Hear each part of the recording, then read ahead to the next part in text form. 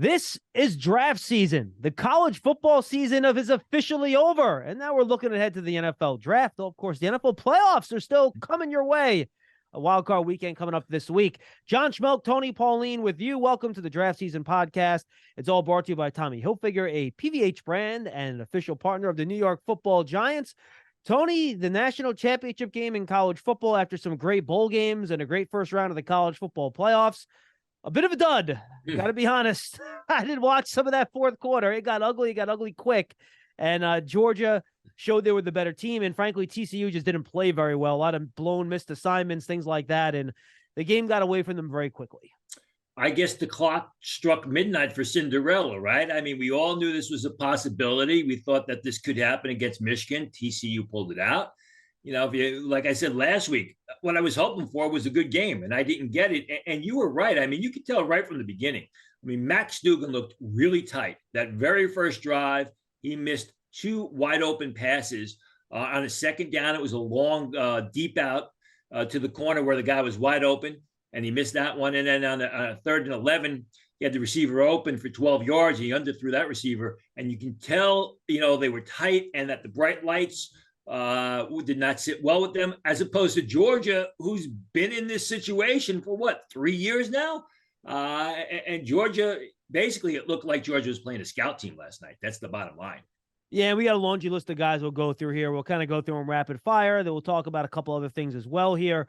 We'll talk about the NFL draft order, which was set, at least the non-playoff teams. You know what order they're going to be selecting. We have a couple more declarations and a couple of guys returning to school as well. We'll touch those at the end of the program. So, Tony, let's get to it. And I want to start with Stetson Bennett. Look, I know the TCU didn't play well, but boy, he made some tight window throws on some crossers in the middle of the field. He makes some good throws. I think he's going to be an NFL quarterback. I don't know if he's ever going to be a long-term starter for anybody or anything like that, but I think he's shown enough where he's a guy that you can plug in as a backup, and I think he'll do a decent enough job for you. Well, he played magnificently last night. There's no doubt about it. I mean, he was in complete control of the situation. He consistently moved Georgia down the field. I mean, they scored on every possession they had in the first half, I believe, except for the last one. And he's a solid game manager. Now, what's going to happen is after last night, people who maybe watched Stetson Bennett once or twice during the season or didn't see him, you know, they're going to go gaga over his performance. They're going to say, wow, we got to draft this guy in the second, third, or fourth round. No, Stetson Bennett is a very good game manager. He makes great use of all the talent that's around him. He sees the field, and he's a great story. He gets the most from his ability, but he doesn't have that great upside. I do agree with you. As I said last week, he's a late round pick. He's going to be a good guy to have in camp. He's just good to have as an extra set of eyes on the sideline for what he sees and what he can break down. But like you said, I mean, I don't think he's ever going to be a starter. Maybe he's a spot starter on occasion, but he gets it between the ears. And there's something to be said for that at the quarterback position, as opposed to, say, some guy who's a lot bigger than him, has got a lot stronger arm than him, but throws the ball all over the place. And he's an older prospect we talked about, right? I think he's going to be 26. Just wait till he lights up the Senior Bowl, Tony, and people are like, oh, maybe he should be a late first-round pick after he does good in Mobile. You never know what happens with the stuff. Well, and the Senior Bowl is a kingmaker at the quarterback position. I mean, Mac Jones, I go Phillip Rivers, David Carr. I mean, guys have had Carson Wentz have had spectacular performances that have shot up draft boards. I don't think that's going to be the case with Stetson Bennett, because I think you're going to see discernible differences in the arm strength, especially in the one-on-ones with the outs. Listen, give him credit. Led Georgia to consecutive national championships, probably performed much greater than anyone, especially the Georgia fans, ever thought. And he's a great, terrific college quarterback. Yep. No question. He's an average NFL prospect because he doesn't have the size of the arm strength, but he's a good person, a good player to have around just because of his understanding of what's happening on the field. All right, Tone, let's go to the Georgia offensive line here. I'll group these guys in a group. We've talked about Broderick Jones here.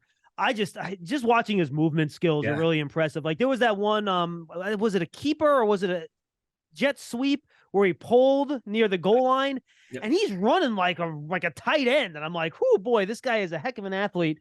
And then two linemen we haven't talked about yet. Warren McClendon, their right tackle, Cedric Van Pran, their center. You got anything on those two guys on the Georgia O-line? Well, let me start with Jones because I tweeted about him last night. We talked about him in the past year. He was terrific, and you saw what you saw last night is what you've gotten from Broderick Jones literally the past 2 years. I mean, he is a mobile, agile zone blocker who's got good strength at the point for run blocking. I mean, a couple times if you watch, he was able to set the edge, seal the corner by staying square and boxing the TCU defenders in, which freed the lanes open for the for his Georgia running backs or the quarterback who took off upfield and scored a couple of touchdowns. The thing with Broderick Jones is got to wait and see what his real measurements are. Is he 6'4"? How long are his arms? I mean, right now he's my number one guard until I see those actual measurements. But if a team is likes his measurements or feels comfortable with his measurements, I could absolutely see Broderick Jones in a year where is very questionable offensive tackle after we've been spoiled at that position the past couple of years. I could absolutely see a team, who may be looking for a left tackle late in round one, take a flyer on him because, he's so versatile. You can play him in his own blocking scheme. You can play him at tackle, assuming he's long enough. You can play him at guard. So he's really, what you saw last night from Broderick Jones is what you've seen the past 2 years, and he just keeps getting better. McClendon is a guy I like. I have McClendon as a day two guy. He's a bigger guy. He's a stronger guy. Doesn't have the mobility of Broderick Jones. But I think if you're looking for a big, strong right tackle who has some mobility, he's not stuck in cement. He's not a guy that you can't use emotion. You're looking at McClendon if he enters day two. Van Pran, I've got to do more work on Van Pran, but I will tell you this. There are a lot of people in the scouting community who believe that if he enters the draft, he will be the first center selected. I had this conversation with somebody last night before the game. I still like Luke Whippler, but the caveat is I got to do more film work on Van Pran. And there are some people in the scouting community who say, if he enters the draft, he's the first center taken. He's going to be a late first rounder, early second rounder. Not my opinion yet because I haven't watched them the way I really like to break these guys down. I still like Whippler of Ohio State, but he is well liked in the scouting community. Yeah, he's an underclassman, so he can go back to Georgia if he wants. Let's one other offensive guy. Well, two more. Darnell Washington, the tight end. We have not talked about him a ton here, Tony, and he showed it off again last night why he is highly valued. Tight ends become very much a traits position now, right? It's size and speed. Look at Jelani Woods last year, right? His production in college was nil, but he's gigantic and ran a 4.5 and people got psyched. So your thoughts on Washington? Yeah, not only will you go back to Jelani Woods. Jelani Woods really turned heads at the Shrine Bowl. When he was out there, they were throwing the ball. He was making a lot of catches, and everybody was like, wow, where was this guy doing this at Virginia and Oklahoma State? Now, as far as Washington's concerned, I'm told Washington is going to enter the draft, and Washington would probably be a star tight end on most schools around the nation. But at Georgia, he happens to play behind a star tight end and Brock Bowers, as we saw last night. I mean, Brock Bowers is potentially a mid-first round pick in 2024. Washington looks like a power forward on the football field. He's strong. He's athletic. I'm told he's going to enter the draft. I would expect an announcement in the next couple of days. I'd be surprised if he goes back, because if he goes back, what happens? He goes back and he's still the number 2 tight end at Georgia. He's going to go much earlier than people think. And when I say much earlier, I'm talking, I don't think day 2, but I think the opening portion of day 3, because he's got the size, he's got the athleticism, he's strong, he's nasty. We saw that last night, although it was nasty to a fault. He can catch the ball, but he's a little bit raw. And he's raw because when the ball's in the air going to a tight end at Georgia, it's going to Brock Bowers 99% of the times. And, I think that's one thing that we saw last night, which played into Georgia's benefit. Georgia plays an NFL type of offense with 2 tight ends, keeping them in line blocking, where TCU, it's spread out. So TCU was not able to control the ball at all, where Georgia basically just did whatever they wanted to. All right, the other offensive guy I want to hit here, Tony, is Kenny McIntosh. We mentioned him briefly on yesterday's show. I just like what I see. He's such a smooth player with speed. And again, I'm not sure, like we said last week, he's ever going to be that 20 carry a game guy, again, who is anymore in the NFL, but he could catch it. He's going to be a day 2 pick, and he's going to be a problem for teams in the NFL. See, I think he can be that 20 carry per game guy if he puts it all together on a consistent basis. He's 6 foot. He's slightly under 210 pounds. He runs and he plays in the low 4.5s. He was highly rated coming into the season by NFL scouts, despite the fact he really wasn't much of a factor in 2021 because they like the size, they like the speed, they like the athleticism, they like the ability carrying the football or catching it out of the backfield. But he's got great upside. He hasn't put it together on a consistent basis. And, we've seen more flashes from Kenny McIntosh throughout the 2022 season than we've seen consistency. Now, he's played well the past 2 games, played well against Ohio State, had a couple of great, outstanding runs, played well last night. Maybe this is the worm turning for Kenny McIntosh. And if it does, somebody's going to take him late in day 2, and they could have a steal on their hands, assuming he continues to improve. And he continues not only to improve, but to consistently play to his level of ability. All right, let's go to the defensive side with Georgia here, Tone. Yeah. We talked about Jalen Carter a ton. Just one play jumped out at me last night. Well, you had those 2 TCU guys double teaming him, and it looked like 2 junior high school kids trying to block like a varsity football player in high school. And he just like steamrolled through 2 guys. He didn't get the sack, but he helped somebody else get the sack. And, he is just such an elite, high-level athlete that it's going to be hard for him not to be successful in the NFL. Yeah, like I said at the beginning, it was like Georgia was playing the scout team, and that play was indicative of it. He's got the athleticism. He can go sideline to sideline. There were a couple times where he was out on the sidelines. He was out in space in the flanks, chasing the action and getting involved. And then he shows the power to basically bull rush 2 TCU defenders back into the pocket, collapse the pocket, and create opportunities for players. So you're looking at a guy like that. You figure, well, he could play defensive tackle in a 4-man front. He has the athleticism and the strength if you want to use him in a 3-man front as a 2-gap defensive lineman. He's really starting to hit his stride now. We talked about Ahmad Gardner on this podcast a couple of weeks ago. Jalen Carter is like that in the sense that he's a better player now than he was in 2022, and he has a great amount of upside. I think that the future is just incredible for this guy. And I think he got a break, as we will talk about when we go through the draft order, with the Chicago Bears getting the first selection over the Houston Texans. Yeah, and then you have Kelee Ringo. I don't know how much you take out of this game for him, Tony. He was involved in one coverage bust. Him and another player did not pass off, one of those kind of games the 2 outside wide receivers played.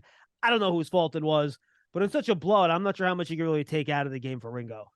I thought he played slightly better or more consistent than he did against Ohio State. Was not good. The start of that Ohio State game, did show up late in the game, made some nice plays. Listen, this is what you're getting from Kelee Ringo. You're getting a guy who will wow you at times, and then other times you scratch your head and you say, what the heck was that? And as I wrote, that's a concern for me at the cornerback position, because you can't have those bumps in the road, because the bumps in the road on Sunday eventually lead, the result are 50-yard touchdown passes. People love Kelee Ringo as a top 15 pick. I'm a lot cooler on him. Let's see what happens through the process. Let's see how he does with the interviews. Let's see how he does with the whiteboard. He's got great upside, but he's very unpolished. All right, the other receiver, or rather defensive back I want to mention to you, Tony, is Christopher Smith, the safety. He was involved in a takeaway last night. I know a lot of people like him. I love him. I love him. I tweeted about him last night. I think he's one of the most underrated safeties in the nation. He's a complete player at the position who can defend the run. He's terrific in pass coverage. He goes sideline to sideline, very instinctive, doesn't have mental lapses on the field. The thing with Smith is, how fast is he? The faster he runs prior to the 2023 draft, the earlier he's going to be selected. I don't think he's a first rounder, as Georgia had a safety at the end of round 1 last year. I think he's more day 2, but I think he's scheme versatile. You can use him in zone. You can use him as a traditional free safety. I don't think he's a liability if you put him over the slot receiver. I like Smith coming into the season, and my affection for him has just grown throughout 2022. Yeah, no question about it, Tony. Let's go to TCU, and I'll give you carte blanche. Start wherever you would like. Well, it was probably the worst game that Max Duggan played all year. He just couldn't move the offense. I said, at the start of the show, he had those 2 bad misses. The first series, the first possession for TCU, and it was all downhill after that. He couldn't get anything going. I don't think it dims what was a terrific season. I still think he's got a lot of tools to work with, but at the same time, we see that he needs a lot of work on his game, which is why Max Duggan is probably going to be a mid-day 3 pick and a more of a developmental prospect. Quentin Johnson, I mean, nothing last night. What do you have? 1 reception for 3 yards. There were a couple times where he was open. There was a couple times where they covered where Georgia was covering him like a blanket. You could see that Georgia was focusing on him, which you got to wonder why the other TCU receivers, Tay Barber, Darius Davis, weren't open more, especially Tay Barber. Darius Davis had a decent game except for that 1 fumble. So obviously, I think when Keandre Miller, the talented running back from TCU, was out of the game, Georgia's game plan was, we're just going to put 2 guys. We're going to focus on Quentin Johnston. We're going to let everybody else beat us, and they couldn't. Yeah, no question about it. We haven't talked much about it. What do you think about TCU's running backs? I mean, Keandre Miller is a talented guy. I'm told he is going to enter the draft. He's going to be a day 2 pick. He's got size. He's got speed. He's very shifty, patient player. I think he projects best at anyone of them all to the next level. The other guys I've got to do a little more work on. No question. We talked about offensive lineman for Georgia. Have you done any work yet on Steve Avila, the left guard? Yeah, he is the premier power gap blocker at guard in this year's draft. I mean, he is a big punch in the mouth type of guy that will move defensive linemen off the line. The problem is when you get a guy like that who goes up against Jalen Carter, who's agile and athletic, if he doesn't have help on the inside, sometimes he's going to get beat. And I think that's what happened, with Avila last night. He was solid, but, a power gap guy in a power gap lineman in a spread offense, sometimes, a lot of times, doesn't work. And I don't think it really worked that well last night, but I still think Avila is going to be a day 2 selection. We talked about Broderick Jones earlier from Georgia, and I wrote on in the preview of this game that it was going to be a big contest for Dylan Horton, who demolished Michigan last week, because Broderick Jones is much more nimble, much more agile than what he went up against Michigan. And Dylan Horton was basically invisible last night. I think he had 4 tackles, 1 tackle for loss, really didn't get close to the quarterback.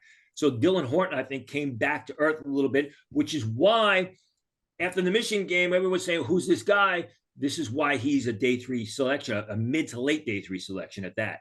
How about the other 2 TCU defenders, D. Winters and Travius Hodges-Tomlinson?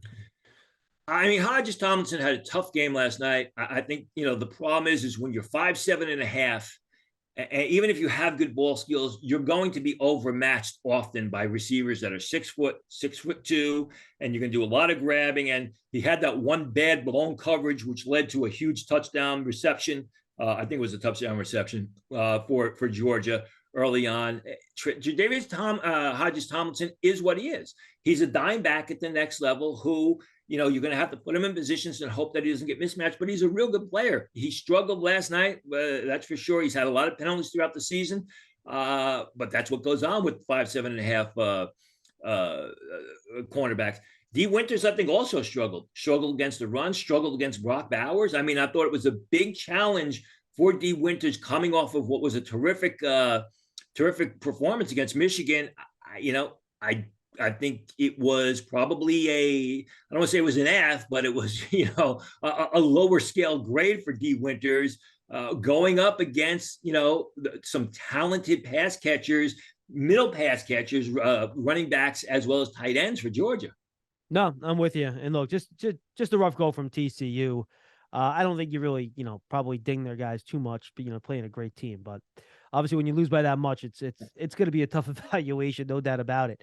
The Giants official connected TV streaming app, Giants TV, brings original video content and game highlights on demand and direct to Big Blue fans. Giants TV is free on Apple TV, Roku, and Amazon Fire TV, and the Giants mobile app. Remember, folks, this isn't a Giants podcast. It's an NFL draft podcast. But if you're a Giants fan or if you'd like the NFL action, check it out. Tony, we were all watching NFL football on Sunday. I was covering the Giants and Eagles game. You were locked into the FCS championship at 2 p.m. on ABC. South Dakota State and North Dakota State. I know a couple prospects in this game. Tucker Kraft, the tight end, Tony Mock, the offensive lineman. Your thoughts on them and anyone else that kind of popped in that game? Yeah, well, Mock we're going to see at the Senior Bowl. I mean, he's a good left tackle for North Dakota State, who I think is going to project to guard the next level. I mean, You got to remember, I mean, this is a matchup between two conference foes. Both of them play in the Missouri Valley, and North Dakota State has basically been the Alabama of the FCS. I mean, they the past couple of years, if you will, they have been the premier team in that conference and winning national championship after national championship. Never mind appearing. South Dakota State started to turn the tables on them this year. It seemed that. We'll see what happens moving forward. Talk about a couple of South Dakota State prospects. Tucker Kraft, who I talked about a week ago, more of your downfield threat, a tight end who plays the position like he's a receiver, gets 15, 20, 25 yards down the field and effortlessly catches the ball, solid blocker. Everybody loves Michael Mayer as the number one tight end. And Michael Mayer's a darn good tight end, but he's more of your traditional guy from the 1980s, early 1990s, where he's a blocker who's also a solid pass catcher, 10 to 15 yards off the line of scrimmage. It's going to be interesting to see what happens because the NFL likes those tight ends that can get down the field. You think of the Philadelphia Eagles, you think of Zach Ertz, you think of Evan Engram and the job he's doing this year with the Jacksonville Jaguars. That's what Tucker Kraft is. So I think Tucker Kraft has got a real opportunity that if he doesn't go earlier than Michael Mayer, he's going to go very close soon after where Michael Mayer is drafted in the upcoming April draft. The other two guys from South Dakota State, the Janke brothers, Jackson Janke and Jaden Janke. Jackson goes 6'2", 210 pounds, runs in the low 4.5s. Jaden's a little bit bigger, a little bit faster, but not as good as a receiver. Both of these guys are late round guys, 7th round picks, who I believe will be good 5th receivers at the next level. Also going to be good special teamers. These guys have been very productive for 3 years. It's just that they play for South Dakota State. So if you want to see them, you really got to work hard to go find them. And look, for these FCS programs, the Senior Bowl and the Shrine Game are so important because you see them against bigger program guys, and then we get to really see what they can do. Listen, South Dakota State has a running back by the name of Pierre Strong, who went to the Shrine Game last year, blew it up after a successful college career. And he's done some pretty good work this year in the NFL. Yeah, with the Patriots. Ramondre Stevenson went down that one game. He got some run. Did a nice job. All right, Tone. NFL draft order 1 through 18 is set. I'm not going to list all the teams because we would be here all day. But I will give you the top 10 really quickly for fans that haven't seen it. The Bears finished with the first pick in the draft because Lovie Smith on his way out the door says, "Oh, watch this. I'm going to ruin your top overall draft pick and beat the Colts with a 2-point conversion." Texans, second pick. Cardinals, third. Colts, fourth. Broncos traded to Seattle. So Seattle is fifth. Detroit from the Rams is sixth. So those are two, one playoff team, one borderline playoff team, Tony, that's picking fifth and sixth in this draft. Seventh, the Raiders. Eighth, ninth, and 10th. A trio of NFC South teams, the Falcons at 8, Panthers at 9, Saints at 10. And I think in the depending on what the Rams do with Stafford, his neck, who knows? What the Broncos do with Russell Wilson, I think his contract is pretty prohibitive. I don't think they can move on from that. Of the first 6 picks, only 2 teams I would think are going to be in the quarterback business. So I guess the Bears, if they really love one of these guys, can always trade Justin Fields and take a quarterback in 1. Otherwise, I would imagine the Bears are probably going to try to auction that pick off and get as much capital. Like, they might be able to move down twice, right? They might get something from the Texans in a 1 swap and then go with the Colts to go from 4 to 2 and get 2 trades out of the deal. Well, first thing is this: 2, the Houston Texans; 3, the Arizona Cardinals; 4, the Indianapolis Colts. They need new coaches. And in some cases, they're probably going to need new general managers. So you got to wait and see what happens there. I don't know that there's going to be a huge market for that number 1 pick. I don't know if people are going to be climbing over themselves to get to Bryce Young. I just don't, because I don't think he's that type of franchise quarterback. I don't think, there's people are just going to say, we have to have this guy and we're going to give up X amount of picks to get him. I don't think it's going to play out. And I really don't think that the Houston Texans are any worse off having the number 2 pick, because I think the Bears at the top of the draft, with their needs on the defensive line, with Will Anderson there, with the kid from Georgia there, I don't think, either of these, Jalen Carter there, I don't think, the Bears are sitting there looking at 2 potential franchise type of defensive players And that's what that franchise is known for. I think that they're going to sit there. Yeah, of course they're going to entertain offers, and of course the league will say, you can't make your pick until there's 10 seconds left on the clock in April. I think the Bears will be there at 10, taking one of those two players, and then the Texans will take Bryce Young at number 2. It's the way it seems right now. Well, remember, I will say this, Tone. The Bears lose nothing by convincing the Texans that they need to move up one spot. You know what I mean? Oh, of course. Get something out of it. The Texans get their quarterback. Maybe they get an extra 2 or, 2 and a 4, 2 and a 3, something like that. They get to pick second. They still get their favorite position player. So they don't lose much by moving down to 2. You could argue that even if they trade down to the Colts at 4, 2 quarterbacks will go ahead of them, and they'll still get either Carter or the Alabama pass rusher. So I think they'll probably be pretty safe still getting an elite defensive player, even if they go down as far as 4, Yeah, but, because somebody wants to trade down, it takes 2 to tango. And, of course.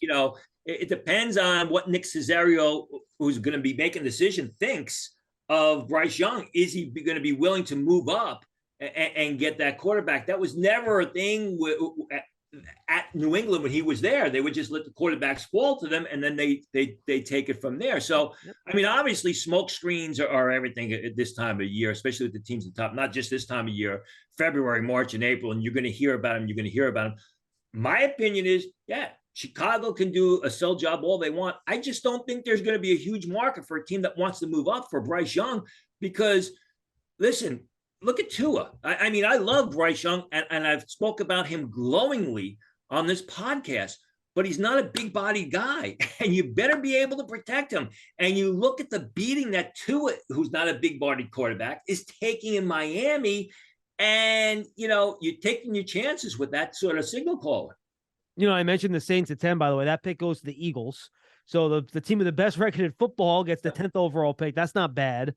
But I do wonder, the team that intrigues me a little bit here, Tony, the Falcons are at 8, but it's the Panthers at 9. That owner is very aggressive.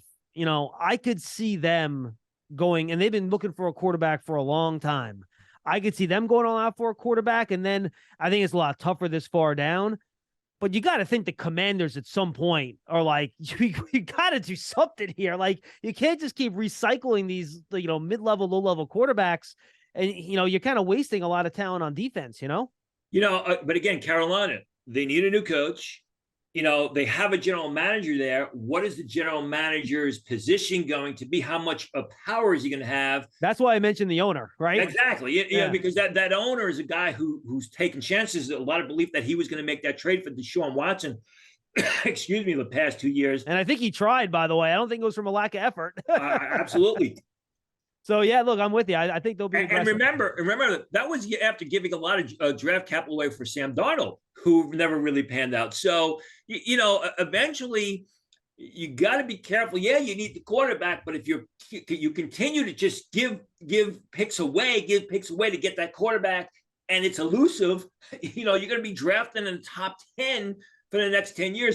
Guys, tell you, and one thing is when you look at that order, I mean, how good does that trade look right now for the Seattle Seahawks? Russell Wilson.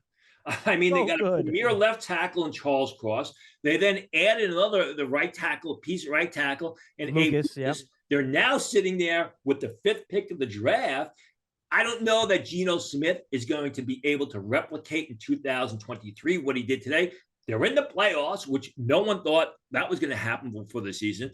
That trade looks better and better each day for that organization. Yeah, look, and they need pass rushers, right? Like their defensive front, which had been a strength for them for a long time. They don't have a lot of guys up there. They drafted a couple cornerbacks last year. They lost Bobby Wagner. They don't have, those, pass rushers they did back in their heyday, the Bennetts, guys like that. So my guess is that they're going to try to go defensive line with that pick, and we'll see what they end up doing. Who's available when they come up to make that selection. So yeah, it's interesting, and we'll see how the rest of the draft order kind of plays out here. But quarterback's always the name of the game, and we'll see where these guys end up deciding to try to go here at the top of the draft. Hey, folks, if you're interested in Giants season tickets, 2023 plans are available. Make sure you go to giants.com/tickets. There's limited inventory. You can take your membership to the next level. Stay connected to the club all year round, not just on game days. Memberships are available for the 2023 season. Make sure you go check it out. All right, Tony, let's go through some declarations and return to schools here. Do you want to do declarations first or guys that are not going into the draft? What do you want to do? Whatever's in front of you, whatever's closest to your screen. Go. Jared Verse back to Florida State. That, I think, was a shocker. He's going back for a 5th year, so it wasn't even an underclassman coming out here, Tone. And he was a guy that probably was going to be a top 15 pick, right? Maybe top 10. Very surprising. Almost as surprising as the Penn State tackle that we spoke about, although the Penn State tackle had injuries, didn't play in the bowl game, and I was told that excuse me, that led to his decision. And he's a lot younger too, right? He was only 19 years old or whatever. Correct, he was. exactly. 20. Yeah. With Verse, I mean, all the information I had and been reporting was that Verse was going to enter the draft. He turns tail. He goes back to Florida State. I'm sure he's getting a nice NIL deal for himself. Probably not. He's going to not nearly as much as he would have gotten had he entered the draft. But listen, it's surprising. But if you're going to make the jump to the NFL, you better be ready, not just physically, but mentally as well, because the curve in every aspect is much steeper. The conditioning curve, the meetings, the mental curve, the competition curve. I mean, you better make sure that you are ready, or else you're going to, there's a good chance you could fail. I am surprised by Verse, transfer from SUNY Albany to Florida State, who lit it up this year. But he may have just decided that, you know what, I'm going to stay in college one more year, improve my game, and then go to the next level. Blake Corum back to Michigan. He's a guy that battled injuries at the end of the year. We kind of talked about him over the course of the year, but he's heading back too. So Michigan's going to have their dual-headed running back in full effect next season. Yeah, I think the injury played a big factor in that, because when he went down that Illinois game, he was never the same. So it may be a situation where he just wants to get healthy again. Michigan, who knows if Jim Harbaugh is going to be coaching there. They do lose some offensive linemen, although they are bringing in Hinton, the talented tackle from Stanford, who's going to Michigan by way of the transfer portal. The injury, especially that knee injury, I think loomed large in the fact that, he may not be 100% healthy through the draft process. So he figures it's best to go back another year. Tough decision for a running back, because, he's going to be handled depending on who's coaching there. If it's Harbaugh again, he's going to be the engine, that runs that locomotive there. A lot of carries on that body. Tough thing for a ball carrier when he eventually enters the draft and enters the league. Well, we were going to touch it later. You mentioned it now, though. Is Jim Harbaugh going to the NFL, Tony? What are you hearing? I mean, he's gonna explore the options. I think that if somebody puts a big enough offer in front of him, he will go. And and by the way, not just money wise, like control wise. I think that's probably a big deal for him, right? Well, that's why I said, we talk about Carolina, you talk about Denver, who already have general managers there. What's going to be the role of those general managers if, in fact, they hire Jim Harbaugh? Because you got to believe, like you said, Jim Harbaugh is not going to go to a team unless he has, if not final say, significant say in the roster buildup and the way the depth chart sits. Yeah, Arizona is the one team that doesn't have either right now, with no coach or GM. Correct, because Keim is stepping away because of health reasons, and obviously, and then you got to wonder, he's going to be stuck there with Kyler Murray. So that's another thing that's going to factor into a coach. You go to Kyler Murray signed a pretty significant extension before the season began. That's going to be the Arizona Cardinal quarterback for a while. So if you're a coach and you're looking at Arizona, you're going there knowing that Kyler Murray may not be your guy, but he's going to be your guy because of the contract that he signed. And he's hurt, right? Who knows when he's going to be ready to play next year? He might not play next year at all. He might not be ready till November or December. So you're kind of going in there knowing that the first year's a throwaway year too. So yeah, it's tough. Agree 100%. All right, not familiar with this guy. Please correct me if I'm giving the name wrong. I'm not familiar with the pronunciation. Familiar with the player, right. Rook Orohoro, right. Going back to Clemson. Big, strong guy. He's shown flashes. He was considered a middle round pick. He played reasonably well last year. Dabo Sweeney has been, except for this year, he's done a great job re-recruiting the guys, his players. And even though he lost Brise, he lost Murphy, Trenton Simpson. That's the exception or the rule with Dabo Sweeney. He usually keeps his guys. You talk about Ororu, can't pronounce his name. The bigger surprise to me was Tyler Davis from Clemson, who's going back for another season, because Tyler Davis was good in 2021. He was outstanding. He's more of a 3 technique tackle. People talk about Brise, but you watch the Clemson film, and it's number 13, Davis, who's all over the place, making plays, consistently penetrating the line of scrimmage, consistently disrupting the action, gets out into space. He's going back for another year. He's going back for his, I'm looking at his 5th year, his 2nd senior season. He entered the year with basically late day 2 grades, played even better. He's going to go back for, like I said, his 2nd senior season. That was the bigger surprise to me anyway, coming out of Clemson. I forgot to put his name on the rundown, Tony, so I'm putting you on the spot here, but I trust that you'll be all over it. Lucas Van Ness going back to Iowa. Your thoughts on him? Any thoughts on him deciding not to go to the draft? None at all. You got me on that one. Oh, I did. I got you. Wow, I never get Tony on anything. I can't believe it. Hang on. All right, defensive end. No, you got me on that one. Got him. How about that? That never happens. I'm actually pretty proud of myself. This is like the Stump the Truck. Oh, boy. The draft day for NFL Network. Mr. Mazer for all those people from New York who remember Bill Mazer. Exactly. And then Texas defensive tackle Keandre Coburn is coming out, Tony. What have you heard about him? That makes sense. He's a bowling ball type of player, so one of those shorter, powerful guys, gap occupier who also shows the ability to make plays on the football. He's quick, he's explosive, more of a day 3 guy, but someone who I think at the right system, the next level, can play and be productive and even eventually start. All right, and then finally, we kind of mentioned this a couple weeks ago, but I think it's official now. Sam Hartman going from Wake to Notre Dame. Big get for the Irish here, and Hartman will have a chance to, show what he can do in more of a pro-style system. More of a pro-style system with better talent around. There's no doubt about it. I would have liked to see him at UCLA, although UCLA recently signed the Kent State quarterback, who's a legit prospect. Hartman's a fun guy to watch. I mean, he's been a fun guy to watch the past 3 years. I mean, because he's small, but he plays big football. He's always in control of the situation. I think, for some people, playing quarterback at Notre Dame is a dream. Yeah, I mean, that is the place to be. Hartman's going to do it. And Hartman really is one of the better quarterbacks that they've had there for a long, long time. And that's always been sort of their Achilles heel, why they can't get to the next level. Now they've got a seasoned guy who's smart, who's a playmaker. It'll be fun to watch Hartman, not only in that system, but really with much better talent in front of him, blocking for him, and to throw the ball to. Absolutely, Tone. So we're going to get moving here. We got Shrine Game coming up in Vegas, trying to see you out there. I'll definitely see you in Mobile for the Senior Bowl.